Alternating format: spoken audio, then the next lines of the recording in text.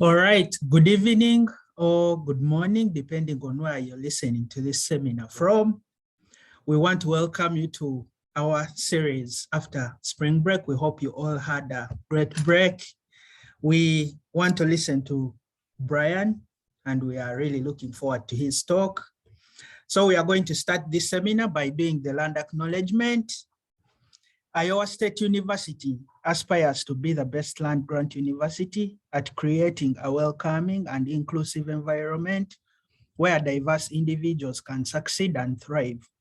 As a land grant institution, we are committed to the caretaking of this land and would like to begin this event by acknowledging those who have previously taken care of the land on which we gather. Before this site became Iowa State University, it was the ancestral lands and territory of the Bakoje or Iowa Nation. The United States obtained this land from the Meskwaki and Sauk Nation in the Treaty of 1842. We wish to recognize our obligation to this land and to the people who took care of it, as well as the 17,000 native people who live in Iowa today. Today we are listening to Brian, but many of us may not know who Brian is, and I'll take the pleasure to introduce Brian. Brian works as a field agricultural engineer for Iowa State University, Extension and Outreach. Prior to obtaining a master's degree in agricultural engineering, he was the co-owner or operator of a farm near Waikon, Iowa. His current research and extension efforts focus on cover crops, manure management, and the effects of cropping systems on soil health and water quality. Brian received a Nuffield International Farming Scholarship in 2018 and studied the intersection of soil health, water quality, and nutrient management with a focus on regenerative agriculture and related global efforts to remediate agricultural soils. At this juncture, I would like to welcome Brian, and we look forward to having this talk.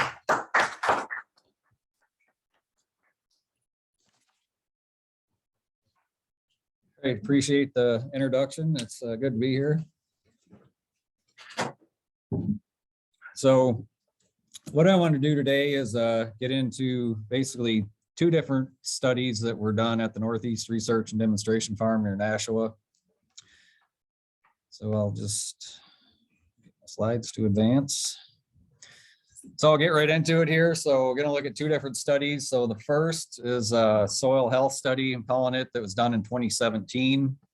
And the second is more of a longer term study going back to 2007. So we've got 11 years of data from some deep cores looking at total profile carbon. So we'll get into that. And then I just want to have some discussion at the end. We'll talk about, what we're seeing here, some of the reasons why we might be seeing what we're seeing, and have hopefully some good discussion on that. So just to start here, most of what I'm going to talk about is in this paper that was recently published in the Journal of Soil and Water Conservation.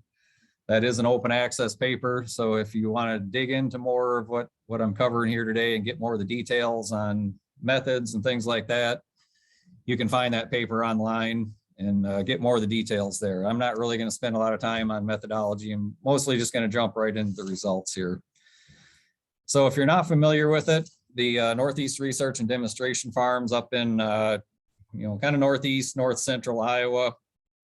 So if you've been there before, you're probably aware of the long-term water quality monitoring plots that are at the research farm there. So just south of the buildings, there's 36 1-acre plots. These are outfitted with a subsurface water quality monitoring system. And we've got several papers that have been published on the water quality side of things, looking at manure timing and things like that. Not going to get into that today. We're going to focus more on what's happening with some of the soil indicators, but these plots are where all of this data is coming from.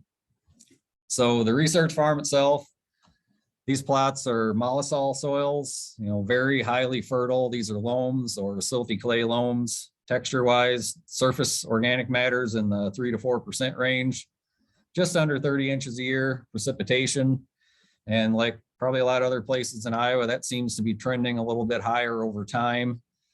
And if we look at the 15-year average, is about a little under 4.5 inches of water coming out the drainage line. So about 15% of total precipitation that we get there is coming out the drainage line. And that varies a lot from year to year. Last year, for example, it was practically nothing. It's been as high as 10 inches or more, depending on how much rainfall we get. So this is kind of the backdrop. You can see that picture there. That was taken at one of our tile drainage school installation days. So you've got probably 18 inches of, very dark, fertile soil there. And then you get deeper in the profile, you start getting into subsoil, heavier clay soils that drain pretty poorly. So it does benefit from having that drainage system in place. So getting into the soil health study, what we were basically looking at here is, we have a cereal rye cover crop at that location. We had a residue removal treatment in continuous corn over 8 years. About 30% of the residue was baled off.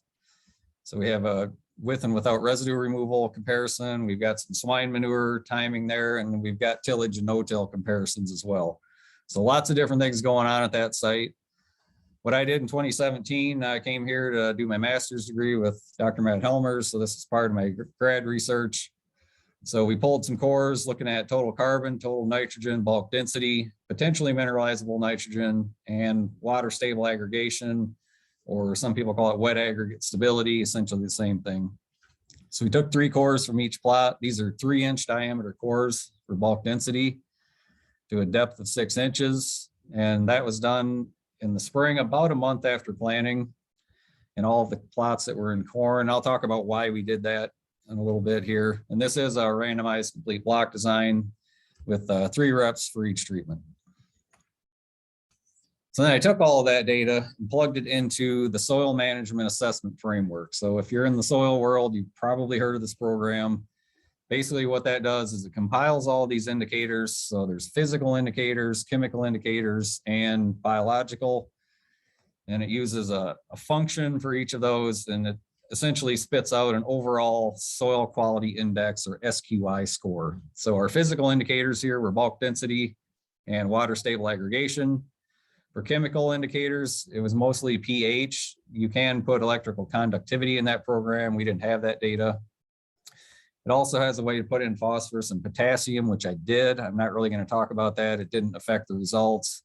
And from my standpoint, phosphorus and potassium aren't really what we would consider to be soil health indicators.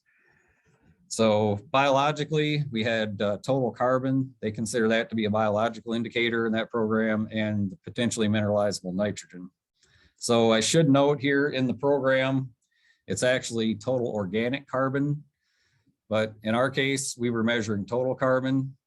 And so if you get into situations where your pH is over 7.3 or so, you can start having carbonates forming. And then you need to do a separate analysis to determine the carbonate fraction. Pretty much all of our samples were under that pH level. So we didn't look at the carbonates. We just made an assumption, which I think is a relatively safe assumption, that the total carbon is equal to total organic carbon in this case. And then I am going to show the total nitrogen data, but SMAF doesn't have a way to input total nitrogen. So getting into the treatments here, lots of notation here. I'll try to just briefly explain this so you can follow through. So the SU, that's a spring UAN side dress treatment. The number after that is the nitrogen rate. So 168 kilograms of nitrogen per hectare. Again, that's corn soybean rotation. Everything with an FM, that's fall manure. NT stands for no-till, and then the number after NT, that's how many years that treatment has been in no-till. So we've got a 2-year no-till, we've got a 10-year, and we've got a 38-year no-till treatment. And then the plus R, that's our cereal rye cover crop treatment. We've also got 2 treatments in continuous corn, and these are tilled.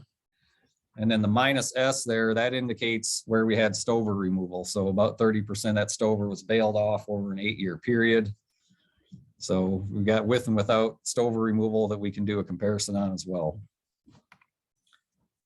So lots of data here. I'm not going to go through this whole thing, but I just wanted to highlight where we did see some differences in this study. So if we start out with total carbon on both a percentage basis and a mass basis, so we had bulk density, so we could get mass and percentage data. We did see significantly higher carbon levels in that plot where we did not remove stover. So levels were lower with stover removal. That could have been due to that stover removal. There's also some historical things going on at these plots. You know, those levels have been lower for some time. So there could be some historical management affecting that as well. I'm going to get into that more as we go through this as well. But we did see more carbon where we were not removing stover, not a big surprise. If we look at our corn and soy rotations, we did see in that 38-year no-till, we did see statistically higher than our 10-year no-till with the cover crop. And if we look on a mass basis, again, the 38-year no-till was higher than the spring UAN treatment. But, you know, lots of variability here. You know, statistically, we didn't see necessarily some big differences. If we look at total nitrogen, again, that 38-year no-till was statistically higher than all of those other plots that were in corn soy rotation. So on both a percentage and a mass basis. Bulk density is where things get a little bit interesting. So we saw higher bulk density in our no-till treatments. So numerically, the one with the cover crop is actually the highest. And I was not expecting to see this, but it's not terribly uncommon in the research. You know, a lot of studies have found higher bulk density in no-till, so that really wasn't a big surprise. But we did actually see the lowest bulk densities in the continuous corn treatments where we had tillage. That could play into when we sampled. So keep in mind, this was about a month after planting. And so there could have been some tillage effects there. Maybe that wasn't necessarily a fair comparison. If we look at potentially mineralizable nitrogen, statistically, we didn't see any differences across any of those treatments. So didn't really get any useful data there. I also included carbon to nitrogen ratio at the bottom, more out of curiosity, just to see what they were and if there were any differences. And again, statistically, we didn't see any differences in the carbon to nitrogen ratio across these treatments. So getting into the bulk density more. So we had a lot of discussion on this. So we sampled for bulk density in June. So a lot of studies that are looking at soil health, they will fall sample. So our thinking was, if we're trying to measure soil health, you know, we want to know what's that soil doing when that crop's actively growing. So what environment is that germinating and actively growing crop being exposed to? So that was kind of our thinking for why we sampled in June. But again, that was only about a month after tillage. So we thought maybe that played a role in our bulk density data. So we went back and resampled all of those same sites in October just to see if there'd be any differences. We did see generally lower bulk densities in the fall compared to spring, but it really didn't change the trend. We still had higher bulk density in the no-till versus the tillage plots. There is some interesting results there with the continuous corn. So if you notice in the spring, where we did not have stover removal, bulk density was higher. In the fall, they actually switched. And I don't have a good explanation for why that happened other than possibly some sampling error.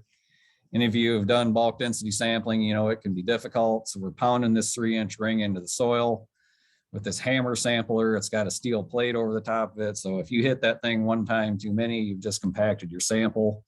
You know, I did all of the sampling myself in the spring just to try to be as consistent as possible. I did have some people helping in the fall. So maybe possibly there was just some differences among people sampling there. We're not really sure why we saw those differences. So getting into water stable aggregation, if you've done this before, you know, it can be kind of a pain, but it can sometimes get you some useful data. So basically you take a 100-gram sample, you dry it, you re-wet them all so they're at a consistent moisture content, and you put them in a set of sieves and you oscillate them up and down in some water over time, and then you just pull those sieves out, you dry them, you weigh them, you see how much soil is on each sieve. We also extracted out the sand, which is an extra step because technically a particle of sand is not an aggregate. You know, to make a long story short, sand content across all these was very consistent percentage-wise. It really didn't change the results whether we included sand or not. But if we get into the data here, so this is showing all the different aggregate fraction sizes across the different treatments. So if we start with the blue bars here and look at the greater than 2 millimeter fraction, look across there, all the letters are the same. Statistically, we didn't see any differences across any of these treatments in the greater than 2 fraction. If we go to the 1 to 2 millimeter fraction, we did see differences there. So our 38-year no-till, again, was statistically higher than the other ones that you see circled in red. So it was higher than most of them statistically. If we get into the 0.212 to 1 millimeter fractions, those smaller fraction sizes here, again, that 38-year no-till was higher than the spring UAN treatment, but statistically it was not different than the others. And then if we just look at total aggregation, add all those fractions together, all aggregates greater than 0.212. Again, the 38-year no-till was higher than the continuous corn where we had stover removal. But in general, if you just look across that chart, we didn't see any dramatic differences there on aggregation. They're all relatively in the same range. I thought maybe we'd see more of a difference with that cover crop treatment. You know, we seem to be seeing some effects with that 38-year no-till, but not as dramatic as I would have expected. So if we get into the soil management assessment framework results and look at the different indicator scores. So in this case, a higher score is better. So a score of 1 in that program indicates that soil is functioning at 100% of its inherent potential, they say, for that given indicator. And you can see there pretty much off the charts, all of them were 0.99 or 1 on aggregation. So they're all very high. Didn't see any differences there statistically. When we get into the bulk density is where we start seeing differences. So again, a lower bulk density is considered to be good for soil health. So lower bulk density gives you a higher score in the SMAF program. So we had the higher scores in our continuous corn, especially where that stover removal. So I used that spring bulk density data for this. And again, the lowest scores are actually in our no-till, again, especially where that cover crop numerically had the lowest bulk density score. Total carbon, our 38-year no-till and our continuous corn had the highest scores there. And that 38-year no-till was higher on the total carbon score than all those other continuous corn treatments. So we do seem to be seeing some effect for that long-term no-till. But if we look at the overall score, you compile all of those together, the continuous corn treatments came out on top. And this is not what we were expecting to see. So I would have thought going into this, our 38-year no-till and our 10-year with the cover crop would come out the best. But based on the indicators that we looked at with this data, that's not what we saw. And there could be some reasons for that I'll kind of discuss here. So just to kind of summarize this one, the PMN really wasn't useful in this study. We weren't able to detect any differences. We did see higher bulk density, again, in those no-till treatments that dragged the score down. I would argue that's maybe not a fair comparison, because if you have the same bulk density in a tillage treatment versus a no-till, that's not necessarily the same level of soil health, but that's the way that program treats it. So generally you can have a higher bulk density in no-till and still have better infiltration. It's better at holding up your equipment, things like that. So there's a bit of debate there as to whether that's a fair comparison or not. Stover removal seemed like it maybe impacted that total carbon at the surface. Again, we're seeing some effects from that 38-year no-till, more nitrogen, higher carbon scores. But if we look at our overall SQI score, we have very high residue input in those continuous corn systems, lots of carbon. So they scored pretty well. They had lower bulk density, potentially because they had just been tilled.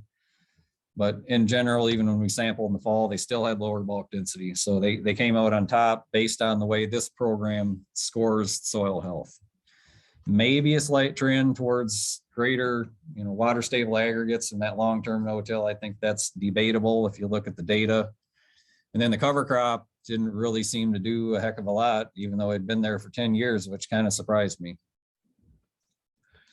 So what happened? Why didn't we see more differences? Well, a lot of different things. Any of you've done soil studies, that's it's just hard. It's a dynamic, actively changing system. It's hard to measure.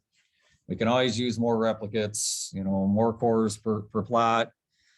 One of the big weaknesses, I think, with this study, this was a single point in time. So we just sampled in 2017. Ideally, we'd have repeated sampling over the years. You know, there's possibility we can go back and do this again, but I just have the 1 year data here. And then that way we could maybe pick out some trends over time rather than just trying to look at a single point in time and then say, okay, what did the management that we did 5 or 10 years ago, did that impact it or not? That's a hard thing to do. We could use more biological indicators. I think that would help. A lot of the newer, you know, what we call soil health tests aren't included in SMATH. So it doesn't do PLFA or things like that. So it's a little bit limited in that respect. I talked about the bulk density issue. And the other thing is, you know, maybe these soils are just already healthy and that's why we're not seeing big differences. Again, these are mollisols, are very highly fertile, relatively high carbon levels, 3 to 4%. You know, we know historically the prairie was probably 7 or 8. So it's not like it's as good as it could potentially be, but still based on Midwestern cropping systems, these are pretty good soils. And, you know, the better your soil health is, the harder it is to continue to improve that system and keep detecting differences. So now I'm going to jump into the deeper core data here. I think we got some interesting results that came out of this. So the way this was done, since 2007, they go out each fall after harvest. They pull 3 cores from each plot down to 120 centimeters. Those cores are aggregated for the soil analysis. They're split into 5 different depths. So we've got 0 to 15 and on down to 90 to 120.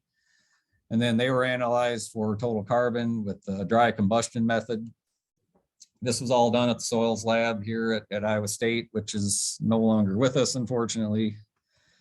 So management systems, again, these are all the same treatments and you can see right away, this is a mess. I'll come right out and say it. We got all kinds of confounding variables here. So what I did is I went all the way back to 1978 when these plots were first put in. And I looked at what was the management history on these plots. So one of the real challenges with doing a study like this on these water quality plots, every 3 to 8 years or so, the treatments change. So depending on research needs and funding, you know, what they want to do at the research farm there, what they want to look at, they change the treatments every so many years. And so all of that's factored in here. So that really complicates our ability to, you know, be able to say with any certainty that this did or did not cause, you know, the results that we saw. But I think there's still some very useful things that came out of this, even though we have all this complexity. So these are not the Morrow plots where you got 50 years of consistent management. But on the other hand, this is how farmers manage. So to me, this is still useful data because as things change and new technologies come along, they change the way they manage their fields. And that's exactly what you're seeing here. So here's what we saw in a nutshell. Just going to jump right into the results. Everything that's bolded in red is where we saw a significant increase in total carbon at these different depths. So this was kind of surprising to me. So at the surface, we do not see any differences. Not a big surprise there. There's a lot of variability from year to year. So given the number of cores we had, we weren't able to, you know, detect any statistical differences. But as you go deeper in the profile, especially when you get down 30 to 60, you know, all but one of the treatments were increasing. You get down 60 to 90 centimeters deep. Every treatment was increasing in soil carbon at that depth. And again, 90 to 120, all but one were increasing. So this is really interesting because one, they're all doing it. So it really didn't seem to matter how they were managed. So if you look at, you know, the mess we have here with all these, you know, confounding variables and different treatments, it didn't really seem to matter that much. We're still seem to be increasing soil carbon as we go deeper in the profile. So this is pretty important for, you know, carbon sequestration or soil studies, because if you're in the soil world, you know, a lot of these studies that are looking at soil carbon, they're only going 30 to 40 centimeters deep. And had we done that in this study, we would have missed all of this pretty much. So if we just went to 30 centimeters, we'd say, well, nothing's changing. But as you look deeper in the profile, we are seeing accumulation across all of these different systems. So just a graph here, I just threw all of them together on one plot, you know, just to see what it looks like. And you can see it, you know, fairly consistent trend of increase over time there. This is just showing the 60 to 90 depth. I'm not going to go through all these different plots, but just to show you what that looks like. So then the question is, how much carbon is this? Are we accumulating or sequestering carbon? So there's some challenges here. So one of the big issue is we don't have bulk density. So these plots, these cores, this was never really intended to be a soil carbon study. This is actually a phosphorus study. So this all came from Dr. Antonio Mallarino's data. So they had just been collecting these deep cores and they had the carbon. And so we decided, let's just take a look at this and see if we see any trends, see what's happening. So we don't have bulk density. So we have to assume a bulk density. I picked 1.35. We can argue whether that's reasonable or not. I think it's in the ballpark for bulk density. We also have to assume that it's not changing over time. So if your bulk density is going down, your soil carbon's going up, you might not actually be putting any more carbon into the soil. So yeah, we have to, that is an assumption that we have to make, that bulk density is not changing. And then I only included levels where we had a significant difference. So if it wasn't statistically different, I just said it was 0. But with all those caveats, if we plug and chug through all the data, it's about 1,300 kilograms of carbon per hectare per year, 1,160 pounds. So it's a pretty substantial amount of carbon. If we look across a lot of studies in similar systems, it's anywhere from 100 to 1,000. So our number is higher. But again, most of those studies aren't looking this deep in the profile. So we're looking at a lot bigger volume of soil here to get at that number. But it does seem to be increasing across all of these treatments, which is pretty interesting because there's similar research in Arlington, Wisconsin, for example. They've got a 20-year study and they're seeing the exact opposite. They're seeing carbon levels decreasing with depth. We're seeing an increase, very similar climate, similar soils. I do not know why we're seeing one thing and they're seeing another. That's something we really need more of these studies to try to tease out what's going on here. So just to kind of wrap up, I call it management induced variability. Lots of stuff going on at the surface. Numbers are jumping around from year to year. That just is inherent with soil sampling. So no significant change that we can detect at the surface, but as you get deeper, we're seeing pretty significant accumulations. To me, the implication here is we really need to be looking at least a meter deep or deeper if we're going to, try to study carbon accumulation or sequestration. Some people argue you don't need to look that deep. I would think this data suggests that we do need to look deeper. But the real wild card here is, we know that these changes, especially as you get that deep in the profile, it can take decades for a change to show up that deep and for that to come to a new equilibrium. So we got lots of things going on there. We don't really know why this is happening. We just know it's happening. So we need to be looking deeper. So just some discussion points, throw out some questions to you guys, happy to kick this around. Do we need a cover crop? We got these continuous corn systems that in theory should be not very good for soil health. We're tilling, we're growing one crop. So in theory, that's not a great soil health system, but you're putting a lot of residue into that soil. And so if our goal is just to pack carbon into the soil, maybe that's one way to do it. I'm not arguing we should do that. I'm just saying that's something we need to think about. We're seeing as much or more carbon there as we are with our cover crop treatment. Can we replicate this elsewhere? I already mentioned the Arlington data is the opposite of what we're seeing. So I'd like to see more of these studies. Are there legacy effects happening there? The other thing I didn't really get into at all is the different pools of soil carbon. So there's particulate organic matter, there's mineral associated, which is stuck to your clay particles, maybe going to stick around longer. The particulate organic matter may or may not. It might be protected or occluded inside of an aggregate, and it can stay around for decades, or maybe the microbes just didn't get around to chewing it up yet. That's something I think we need to look into more if we're going to start, paying people to sequester carbon. Are we going to look at those two pools differently, or are we just going to throw it all together? Other thing I didn't really get into here, but we got a lot of tile drain systems here in the Midwest. We got some higher pHs, so it's entirely possible we've got, dissolved carbon that's leaching down through that profile, getting into those higher pH soils and then reprecipitating back out as a carbonate. Again, our pHs weren't that high at Nashua. I don't think we're seeing that there, but that is something that has showed up in other studies where they've looked deep in the soil. So if you just want to sequester carbon, that's actually a really good way to do it.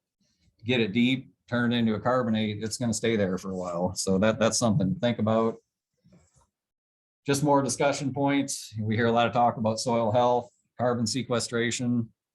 Sometimes people seem to use those terms interchangeably. I would argue that they are not the same thing. So we need to be careful about how we talk about these systems. We know that soil health, these soil health management systems can increase carbon cycling, especially you get a cover crop in there, just, more active plant through a longer duration of the year.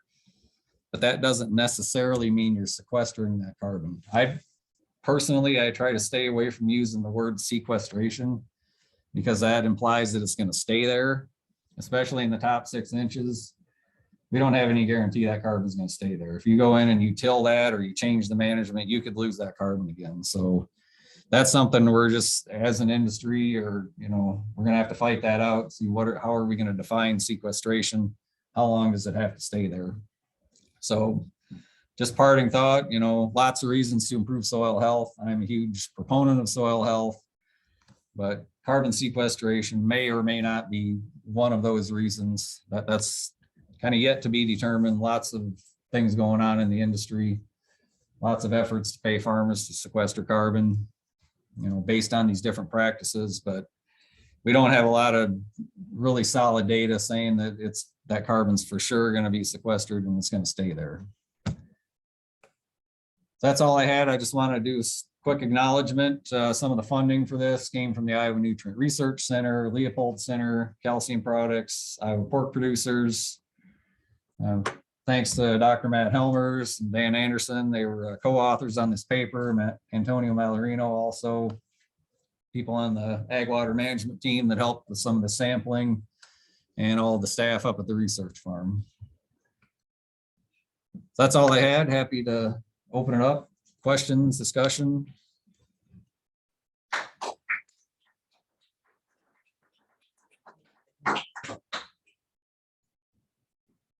We did have a question come through online. There's actually 3 of them from Dr. Michael Thompson. So I'll read the first one. Did you determine pH in the deep soil samples? Yeah, so I talked about the pH. They were pretty much all below 7.3. So yeah, that's where we get into that issue where you could start having carbonates precipitating out. Our pHs were typically low enough that we did not. Again, all the sampling took place, long before I ever came here. They weren't looking at the carbonates. But when I looked at the pH data and where it was, I just made the assumption that we probably weren't picking up a lot of carbonates in that total carbon sampling. Was the pH for the deeper soils too, just to ask a follow-up? Yep.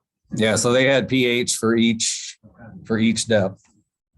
And they did tend to increase with depth, but mostly, stay below that 7.3 range. I was wondering that too. Do you want to read the second one? Sure. Yep. Second question is, are you aware of the concentrations of calcite in the till that occurs in those soils below the surface layer of petasediment? That's a great question. I don't have a great answer for that. So I'm going to have to say no on that one. Okay, number 3, you are claiming that there was accumulation of carbon at depth, but accumulation of carbon compared to what? Are you saying that there is more carbon in the deeper horizons than the upper horizons?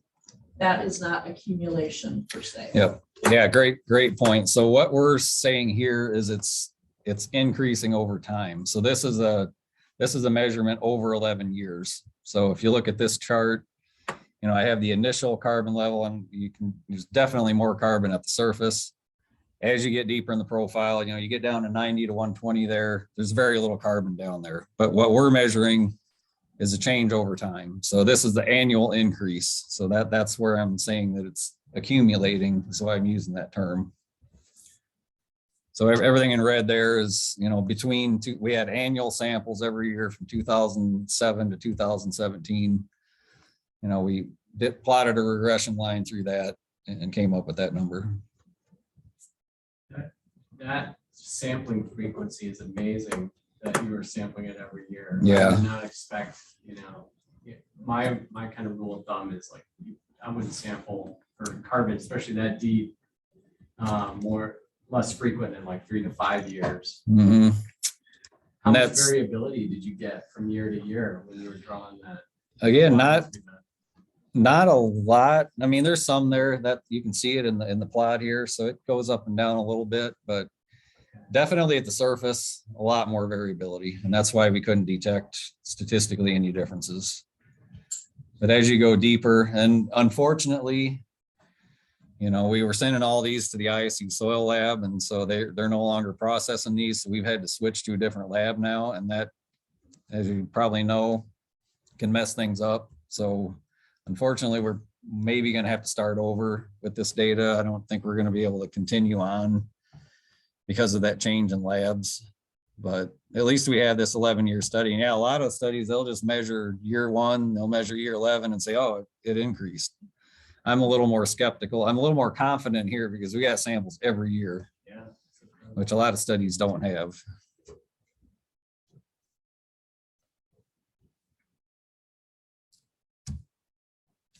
Yep, question. So how, actually, so first, thank you for your talk. This was really interesting and fascinating. I'm really curious about how confident you are about how naturally homogeneous the soil is. And I apologize if I missed that from the beginning of the talk. So, Ryan, sorry, you might have to repeat the question, especially from the back. I don't know if Sure. the online audience can hear. yeah, so, And and I might ask you to repeat. You asked how homogeneous the soil was. So can you elaborate on that a little bit? sure. So are they all in the same soil series?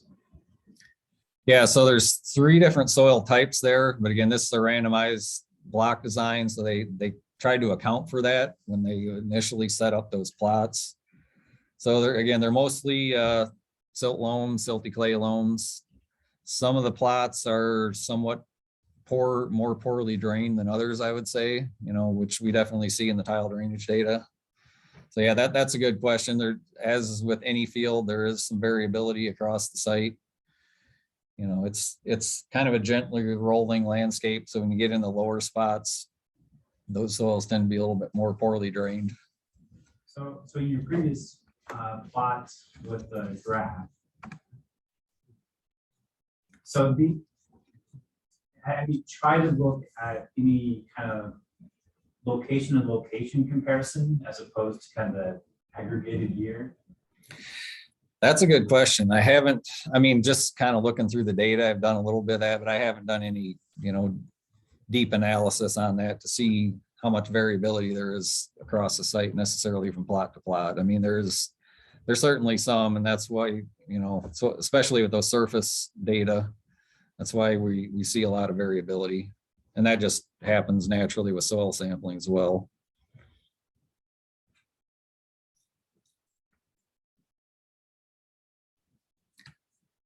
Yeah, good question. What's the units there for this one? This is just percentage. Yeah, on this chat. So again, 60 to 90, there's not a lot of carbon down there. Here it's in grams per kilogram, but you can do the conversion there based on the numbers. Yeah, I was not necessarily going into this expecting to see this. What do you think the reason why? Like, why are you, you kind of speculated a little bit. Why would these management practices that are ostensibly affecting more of the soil surface, you seem to see more of a signal on carbon at depth? Mhm. Yeah, well, we know corn and soybean roots, which is what we're growing there, go, easily 1 meter deep, sometimes 2 meters deep. So there's some different things it could be. It could be just roots going down that deep and degrading. It could be root exudates. Those plants pumping carbon down. So there's different mechanisms by which that carbon could be getting down there. But, we didn't get, again, this was never intended to be necessarily a soil carbon study. So we didn't look at different mechanisms or anything like that. But those would be the two main ones. I think one of the reasons we need to sample deeper is we're just not accounting for those deep roots and that possible root exudation that's happening deeper in the profile. And once you get that carbon down that deep, it's going to be a lot more likely to stay there than if it's up at the surface. You know, tillage depth, you know, the 0 to 15, that's based on tillage depth, essentially where that, you know, it's why they chose that first depth breakout there. Typically 6 inches deep with the tillage. So anything in that top layer, especially in those tillage plots, you know, there's going to be variability, or there's going to be carbon loss. Had another question come through from Rick Cruz, apologizing if he missed this already, but what was the cropping / management history prior to the study at this site? Yep, so that's the mess on this chart. So I went all the way back to 1978 when these plots were first set up there at Nashua. And so you look back, you know, that far, you know, they had some ridge tillage back then. They had this conventional, that's moldboard plowing, and that one treatment from 78 to 92. So over time, they've backed off on the tillage. You know, most of the plots are all of them are in no-till now, except for these 2 continuous corns. And those, we just switched those to strip till this year. So we're just continually evolving and changing management, which again makes it really difficult to say with any certainty what, if any, of these factors are causing what we're seeing. But again, this is how farmers manage. They, you know, they change their management over time. So this is a pretty realistic, more of a real world study, I would say, than, you know, the Morrow plots, for example, where they just do the same thing for 50 years. Like, no farmer does that. It's really useful data to tease out what's happening, but that doesn't necessarily reflect what most farmers are doing.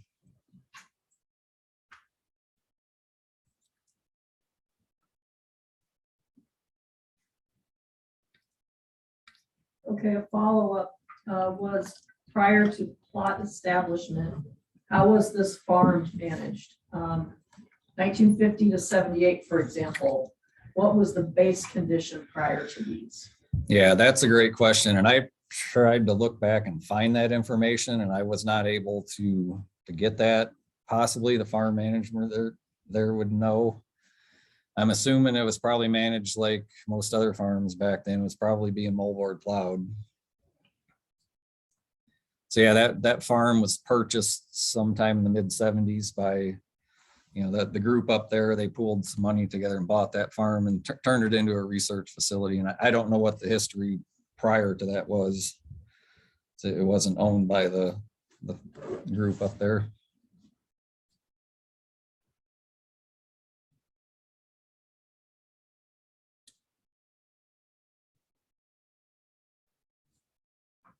I've got more questions, but I'm waiting for other people. Nobody else has typed in, and I also invited people to unmute and ask a question directly if they'd like to, so either way is okay. The Sure. results of the first study were focused only on the first 15 centimeters.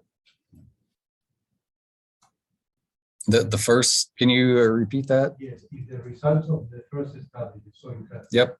were in the first 15 centimeters. Yes, 15 centimeter depth. Question was, you know, what was the depth on the initial study that I talked about with the soil health indicators, and that was 15 centimeter depth on that. And based on the results that you have here, would you think that maybe what you find on the first study may be different because of the depth that you study? Yeah, that's a good question. So, I mean, we're sampling essentially the same locations, but you know, are we getting different results with the deep core versus the bulk density sampling? When I looked at the data, it was pretty similar. You know, there's a little variability, but you know, I didn't see much difference in the like carbon level, for example, in the deep cores versus the 3-inch bulk density cores that I took. They were pretty similar.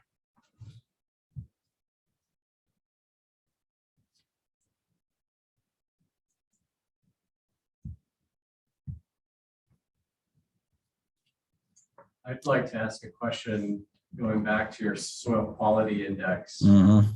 and your kind of surprising results and finding, and I agree with your interpretations of it. What do you think, I'm curious, I've heard people say one of the best soil indicators is yield, right? Have you looked at that soil quality index compared to the yield? I mean, yes, bulk density could be going down or up. How much does that mean? I know this is a talk about soil carbon. Yep. No, that's a great question. So I'll repeat that for the people online. So the question was, yield can often be as good of a soil health indicator as anything else. And have we looked at yield in relation to these other indicators? And yes, we have, and that's a great question. So that cover crop treatment that ended up with the lowest SQI score also typically has the lowest yield. So there's some reasons for that. Partially, we do tend to see some yield reductions at times with the cereal rye cover crop. And also the nitrogen rate up there was 150 pounds, which it's probably a little bit lower than, like, if you use the corn nitrogen rate calculator, it'd probably recommend a little higher rate than that. So between the nitrogen rate and then that cover crop going in, that nitrogen was getting put on as a side dress. In this case, we've since changed that, but based on this data, it was going on about 4 weeks after planting. So I think that corn was just continuously struggling, being short of nitrogen early in the season in that cover crop treatment. Even it was terminated, 10 days ahead of time, but at least later on in the study, again, that's another thing that's kind of changed a little bit over time, is the timing of termination on that cover crop. But yeah, it was definitely tying up some nitrogen, and we were seeing some lower yields and probably less residue input because of that. So that might explain some of why we saw that lower score there.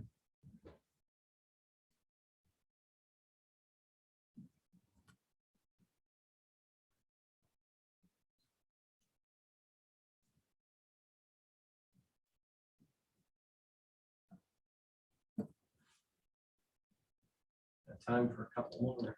Yeah, nothing else has come in so far.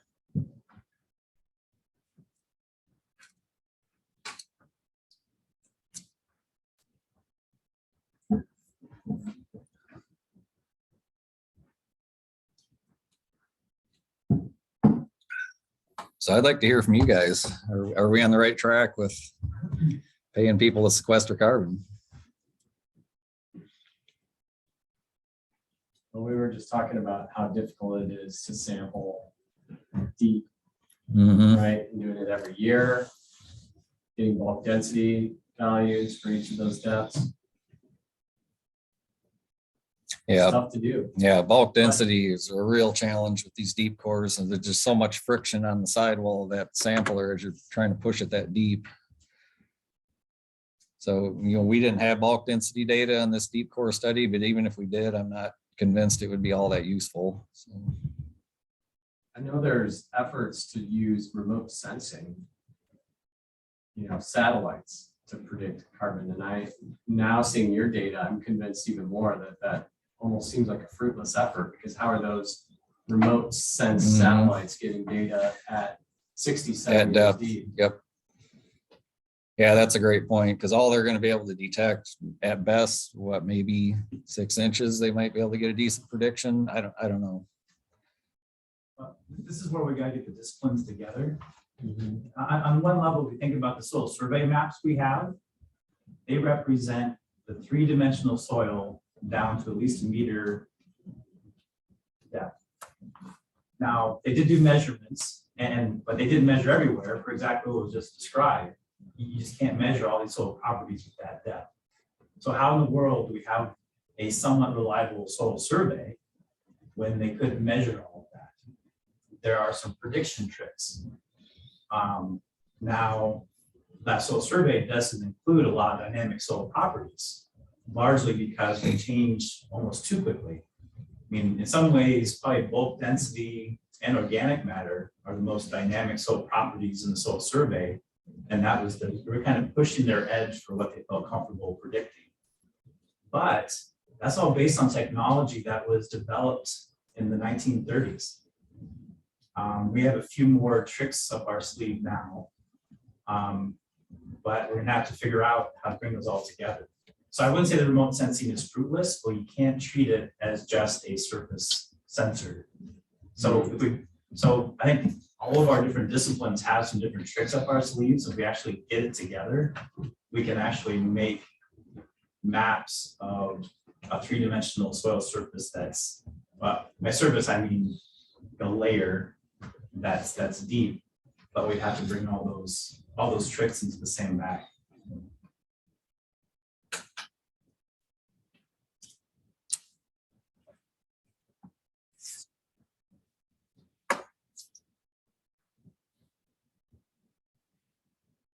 But let me kind of generate the, I was going to save this for a side conversation, but all right, so on the graph you had before.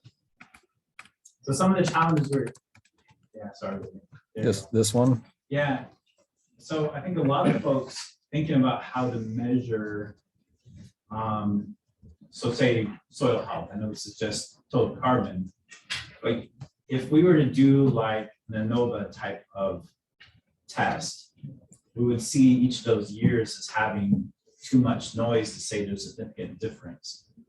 But it's interesting that, so you made a conclusion based on the trend line, even though technically there's a lot of noise around that trend line. It's more of a seed out there for conversation. But I guess right now I'm wondering, what does that say about how we should be analyzing data like this? Yeah, that's a great point. And I'm certainly not a statistical expert, and there's lots of different ways you can slice and dice data and get a different result potentially. But yeah, I definitely think certainly more often is better than less often. You know, I'm a little skeptical, like I said, of the studies that only measure once every 5 or even once every 10 years. And then they draw a conclusion on that, because you can see how much variability there is there from year to year. You know, just across all of its different plots. And again, this is all of the plots. This isn't just one treatment, but even here, you know, there's variability from one sample to another within a plot that we have to account for. And so if you're only sampling once every 5 years, I think you could potentially draw some false conclusions. I don't know about that, right? It's the length of time, not necessarily how many times you're sampling. Yeah. Let's go back to that graph. I think that's a good discussion point. So if you pulled out the every 4 years and you had your sampling every 5 years, you'd see the same trend line more or less, right? You've just cut back, but you've cut back your sampling efforts by, 20% or whatever, 80%. Yeah, I think if I showed some plots where it was just a single treatment, you'd see it more, but I could go in and cherry pick and find ones and it'll give you a flat trend line.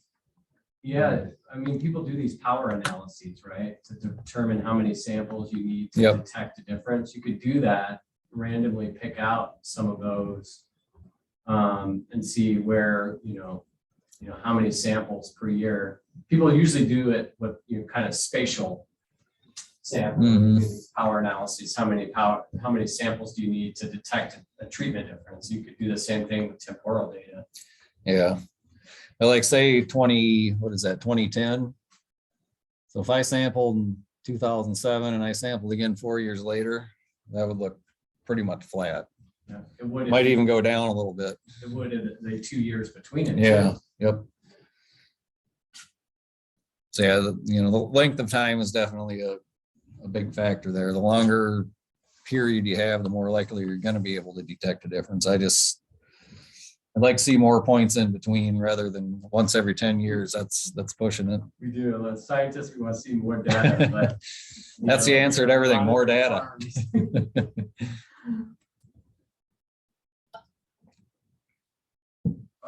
Maybe to show my cards a little bit, I actually have doubts that those implementing block design are actually able to really wash out other factors. It's a good effort towards that, but a lot of my suspicion for those studies that have done spatial stratification it's really tough to be able to account for all those other possible factors. So even as you account for a few, I'm really suspicious that there are other things causing variability, and kind of suspect we'll always be dealing with kind of a too much noise issue until we really get our hands on some other factors. Yeah, that's a great point. And, you know, I can't speak for the soil data necessarily, but certainly our drainage data, we see that at Nashville, even though it's a block design, we still have certain plots that just always have more flow, and they can, it might only be one out of those three, but it'll bring the average up for all of them just because there's something wonky going on with that one plot. You know, it's really hard to work around some of that sometimes.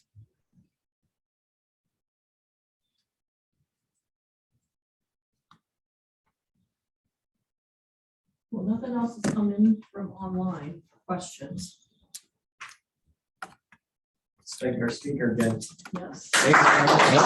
Yep.